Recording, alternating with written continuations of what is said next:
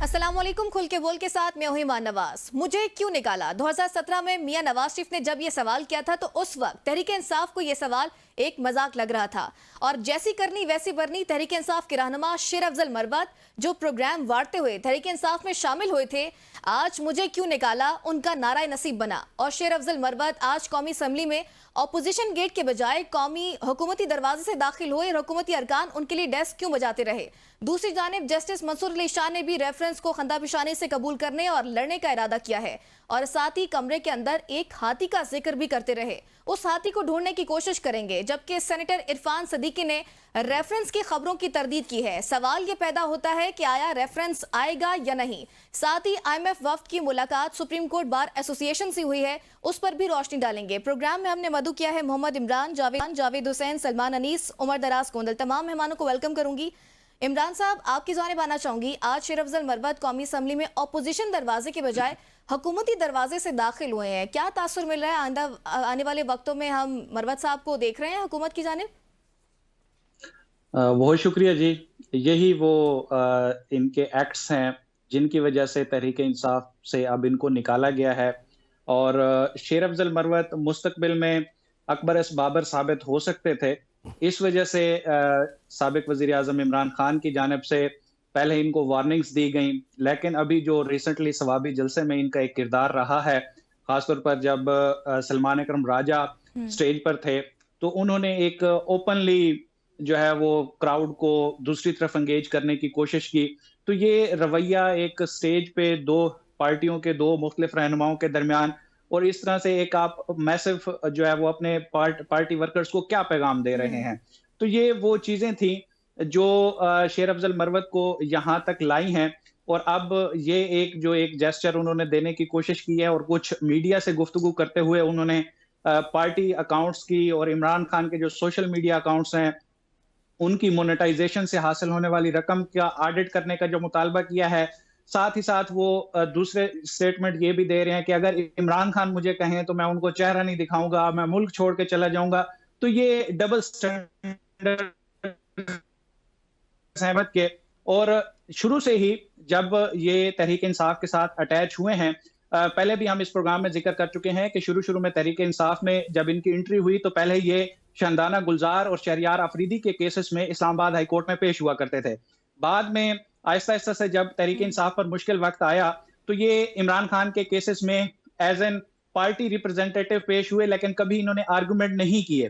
फिर एक बार हमने देखा कि इस्लामाबाद की एहतसाब अदालत में इन्होंने एक अटार्नी साइन कराने की कोशिश की इमरान खान से कि मैं बतौर आपका वकील जो है अदालत में पेश हुआ करूंगा। तो उस वक्त इमरान खान ने यह कहकर इनकार कर दिया था कि बैरिस्टर सलमान सफदर ही मेरे वकील हैं। तो इस तरह की चीजें होती रही हैं और अभी आप देख लें कि कोई भी बड़ा जो केस होगा उसमें आपको शेर अफजल मरवत इमरान खान के वकील के तौर पर कभी नजर नहीं आए होंगे। हाँ, ये है कि एक दरखास्त इन्होंने दी थी इस्लामाबाद हाई कोर्ट में कि इमरान खान को कुछ सिक्योरिटी कंसर्न्स हैं, तो इस हवाले से वो भी जो ऑर्डर आया था वो इस तरह की दरखास्त इन्होंने दायर की थी कि बजाय कि इमरान खान के हक में फैसला आने के जो जस्टिस आमिर फारूक की जानिब से उसका फैसला लिखा गया था वो उल्टा इमरान खान के खिलाफ गया और फिर उसमें जब रिव्यू हुआ तो फिर उस वक्त वकला की जो टीम थी वो बदली गई। सिर्फ शेर अफजल मरवत की जो एक कंसिडरेशन है या जो एक सामने चीज नजर आती है कि उन्होंने तहरीक इंसाफ के लिए की है कि जब तहरीक इंसाफ इस 8 फरवरी के इंतखाबात से पहले जो इंतखाबी मुहिम चली है उसमें उनकी जो इंतखाबी मूवमेंट थी खासतौर पर KPK में, और यही उनका प्लस पॉइंट भी है, यही उनका नेगेटिव पॉइंट भी है। प्लस पॉइंट इसलिए कि तहरीक इंसाफ के वर्कर्स को मोबिलाइज होने का मौका मिला। इमरान खान ने भी उन दिनों इनको सपोर्ट किया क्योंकि कुछ जराए हमें ये भी बताते हैं कि इमरान खान को और बाकी लोगों को उस वक्त भी पता था कि चूंकि जो एस्टेब्लिशमेंट या तहरीक इंसाफ के मुखालिफिन इस वक्त तहरीक इंसाफ में कोई एक नई लीडरशिप पैदा करना चाहते हैं ताकि कल को इमरान खान के मुकाबले में उसको खड़ा किया जा सके। और शेर अफजल मरवत का ये जो ट्रैक रिकॉर्ड है कि उन्होंने हमेशा पार्टी डिसिप्लिन से खुद को ऊंचा समझा है, यही वो चीजें हैं जो उनके सामने आ रही हैं। पार्टी और अब डिसिप्लिन आगे के भी मामलात हैं। खबरें ये भी गर्दिश कर रही हैं कि अली अमीन गंडापुर ने गुज़िश्ता रोज इमरान खान को शेर अफजल मरवत के हवाले से नजरसानी की दरख्वास्त की तो उन्होंने इनकार कर दिया है। क्या लगता है अब मरवत साहब का स्टेटस क्या होने वाला है? मरवत साहब का स्टेटस जी बड़ा इंटरेस्टिंग होगा। मैं इमरान साहब की बात सुन रहा था, वेरी इंटरेस्टिंग। उन्होंने कहा कि जी वो इन्हीं हरकतों की वजह से पार्टी से निकाले गए हैं। तो मेरा भाई, वो इन्हीं हरकतों की वजह से आए भी तो पार्टी में इसी वजह से थे कि वो बदतमीज़ थे और उनको तमीज़ नहीं थी बात करने की। बात यह है कि अब वो अपनी ही बदतमीज़ी का शिकार हो रहे हैं। ये कोई अचंभे वाली बात नहीं है। वो वक्त याद करें जब वो वहाँ पे पार्लियामेंट हाउस के अंदर सिगरेट पी रहे होते थे और स्टेज के ऊपर कंटेनर के ऊपर गवर्नमेंट को ललकारते थे कि मैं यहाँ पे ये कर दूंगा और जलसे जुलूसों की क्या ज़रूरत है, हमें एनओसी लेने की क्या ज़रूरत है, मैं जलसा करूंगा। तो उस तक वो खान साहब को बड़े अच्छे लगते थे। उस वक्त को पीटीआई के जो हमारे दोस्त थे वो ज़मीन आसमान के इनके कुलाबे मिलाते होते थे। वो कहते थे कि शेर अफजल मरवत जैसा नदर बहादुर और जीरक बंदा तो इस पार्टी में था ही नहीं, हमारी तो पार्टी को ऐसे ही लोगों की ज़रूरत थी। तो वो भूल गए थे कि पीटीआई की एक यूज़ एंड अब्यूज़ की स्ट्रैटेजी है कि पहले लोगों को इस्तेमाल करो, फिर उन्होंने गालां कढ़ो। और अगर आपको कोई इस बात के ऊपर शक है तो पुरानी लिस्ट निकाल के देखते हैं, बताएं जहांगीर खान तरीन साहब कहाँ हैं, और जब उनको पार्टी से निकाला गया और उन्होंने अलहदगी की तो उनके साथ क्या किया पीटीआई के फॉलोअर्स ने। उसके बाद बताएं कि अलीम खान साहब के साथ क्या हुआ, उसके बाद बताएं कि शेख रशीद के साथ क्या हुआ, उसके बाद बताएं कि परवेज़ खटक और परवेज़ इलाही के साथ क्या हुआ। और ये तो चलें लोगों के नाम ले लिए, बताएं पॉलिटिकल पार्टीज के साथ इन्होंने क्या किया। पहले कहते होते थे कि ये जो परवेज़ इलाही है, ये वो है, भगोड़ा है, ये है और ये डाकू है। बाद में उसको जो है ना वो अपना डिप्टी प्राइम मिनिस्टर बनाया होता, कहते थे मोनस इलाही है, मूविंग फैक्टर। तो भाई इनकी तो सियासत ही ये है कि जब अपना वक्त हो, और यही जो अभी इन्होंने एतराफ़ किया इस बात का कि जिस वक्त वो कॉर्नर हुए हुए थे बिल्कुल पीटीआई वाले इनके और इनके ऊपर मजालिम हो रहे थे, तो इनको लग रहा था कि क्योंकि वो मरवत कबीले को भी एक अपने ट्राइब को भी रिप्रेजेंट करते हैं तो एक अच्छी जो है ना इंतशारी टोले के अंदर एक अच्छा एडिशन, वैल्यू एडिशन होगा। और उन्हें इंतशारी टोला आपस इन्हों ही मथे हुए हैं, समझ नहीं आ रहा होता करना की है। और जिस तरह खान साहब का मुंह नहीं बंद कर सकते, चेलों का भी मुंह नहीं बंद कर सकते। तो जिस तरह खान साहब वहां से बैठ के बड़के लगाते हैं और उनके वो वर्बल डायरिया पूरी कौम देखती है, अब शेर अफजल मरवत साहब से भी आप महसूस होंगे। तो देखें बात यह है कि जो बीज बोगे वही फिर बाद में काटोगे ना भाई।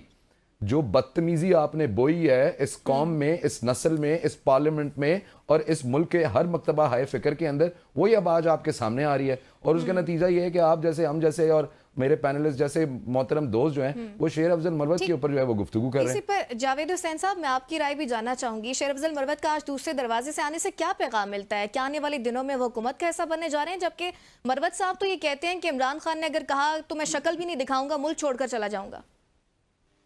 जी देखें, ये मरवत साहब का जो एक एपिसोड है, इसको माजी में अगर माजी करीब में देखें तो आपको याद होगा कि कौमी असम्बली के इजलास में जो मुज़ाकरात की बात छेड़ने वाले भी शेर अफजल मरवत साहब ही थे, जिस पर राना सनाउल्लाह साहब ने बहुत पोलाइटली और बड़ा जबरदस्त अंदाज में उन्होंने उनको खैर मकदम किया था। फिर उसके बाद मुज़ाकरात की मेज पर दोनों अफ्रीकैन भी आए। और उससे पहले थोड़ा पीछे और चले जाएं तो आपको दिखाई देगा कि शेर अफजल मरवत साहब जो है वो कुछ अरसे के लिए गायब हो गए थे और वो दिखाई नहीं दे रहे थे, ना स्क्रीन पे ना पार्लियामेंट में दिखाई देते थे। फिर पता चला कि वो बीमार रहे हैं। और ये तमाम तर जो तब्दीली है उसी दौरान में कहीं पर उनके उसमें उनके मिजाज में भी आई, उनके रवैये में भी आई। और हुकूमत, जिस तरह से अभी ये हम दूसरे साथी बात कर रहे थे कि ये जो हुकूमत है कारनामे इनके भी कोई इतने अच्छे नहीं है, जिस तरह से पीटीआई की बात कर रहे हैं। तो माजी में यही जो है वो पीपल्स पार्टी के बारे में मुस्लिम लीग नून वाले बात करते थे कि हम इनके पेट फाड़ेंगे और इनको रोडों पर घसीटेंगे। आज उन्हीं के इत्तेहादी बनाकर उनको उन्होंने आईनी ओहदे भी दिए हैं। और इसी तरह से बाकी जो जिनकी ये बात कर रहे हैं जो पीटीआई छोड़कर चले गए, उन सबको हुकूमत ने वेलकम इसलिए किया क्योंकि वो पीटीआई के बुग़्ज़ में या फिर पीटीआई के खिलाफ वो अपनी तहरीक चला रहे थे। चाहे वो जहांगीर खान तरीन, जब वो शुगर चीनी का केस बना उसके बाद से उनकी एम्बेरसमेंट बढ़ी और वो खुद ब खुद अलग होते चले गए। और उसके बाद अलीम खान साहब को जो ग्रज था कि जो नैब के केसेस बने, तब से उनके मामला शुरू हुए। तो वो सारी चीजें मिला करके हुकूमत ने भी उसका मौजूदा हुकूमत ने उसका फायदा उठाया और आज वो उनके इत्तेहादी हैं। इसी तरह से अब शेर अफजल मरवत साहब का जो एटीट्यूड है उसके बारे में जो मैंने पार्लियामेंट के अंदर जो थोड़ा सेंस ली, उसमें उनको हुकूमती दरवाजे से लाना, फिर आज उनको एक बड़े स्लाइटली जो है वो स्पीकर साहब ने उनको माइक देने का एक रूल जो है वो, ताकि रूल भी ना टूटे और उनका पर्पस भी सर्व हो जाए। तो उन्होंने इस वक्फा सवालात में, जिसके बारे में स्पीकर साहब खुद ये दावे करते हैं कि इसमें पॉइंट ऑफ ऑर्डर या दूसरी बात नहीं हो सकती, उन्होंने शेर अफजल मरवत को एक सवाल के ज़ैली जवाब सवाल करने के लिए माइक दिया, जिसमें उन्होंने ये बात की और वो बैठ गए। और फिर अज़राए तफन्नुन उन्होंने पार्लियामानी जो सेक्रेटरी थे उनसे कहा कि आप इसका जवाब दे दें। तो एक उसके बाद फिर एक और मज़ीका खेज बात ये है कि ये दोनों चीज़ों के जो क्लिप्स हैं वो नेशनल असम्बली का सेक्रेटरीट जारी करता है बाकायदा तौर पे। इसका मतलब है कि ये कुछ प्री प्लान चीजें थी जिसके बारे में एक मैसेजिंग देना और उनको थोड़ा सा सॉफ्ट कुशन देना, और अब हुकूमत ये चाहेगी कि शेर अफजल मरवत साहब की जो दूरियां हैं, उनके जो ख्यालात हैं पाकिस्तान तहरीक इंसाफ के बारे में, उसमें मजीद खलीज पैदा होती चली जाए। वो डेफिनेटली वो फिर पॉलिटिकल जो हरीफ होते हैं वो इसी तरह से एक दूसरे के साथ करते हैं। उसमें जो मिजाज में और शेर अफजल मरवत साहब का जो तरीकाकार है, अब सलमान अकरम राजा साहब भी एक लॉयर हैं, इस वक्त पाकिस्तान तहरीक इंसाफ जिस तरह क्रैकडाउन का शिकार है, तो उसमें इस पूरे सिनेरियो में अगर हम देखें तो इस जमात को चलाने वाले हैं ही वकला, और वकला जो हैं वो बगैर किसी लगी लिपटी के एक दूसरे के साथ, चाहे उनके माजी में हो या अभी के हो या मुस्तकबिल में कोई चीज वो देख रहे हो, तो उनके जहां पर इख्लाफात होते हैं वो खुल के उसका इजहार भी करते हैं। तो मुझे लगता है कि ये इनका एक प्रोफेशनली जो एक दूसरे के साथ क्लैश है वो सामने आया है, जिसमें आज भी उन्होंने एक जगह जिक्र किया कि सलमान अकरम राजा जो है उनको ये यहाँ तक लाने में उनका किरदार है, और वो उनका एक बड़ा वैलिड पॉइंट था कि उन्होंने कहा कि अगर सलमान अकरम राजा सेक्रेटरी जनरल है तो वो फिर उसका कोई नोटिफिकेशन दिखा दें, और ये बात वाज़ेह है कि उनका नोटिफिकेशन ऐसा उस तरह से नहीं है, चाहे वो बैरिस्टर गौहर हो, वो भी कायम मकाम ओहदे पर काम कर रहे हैं।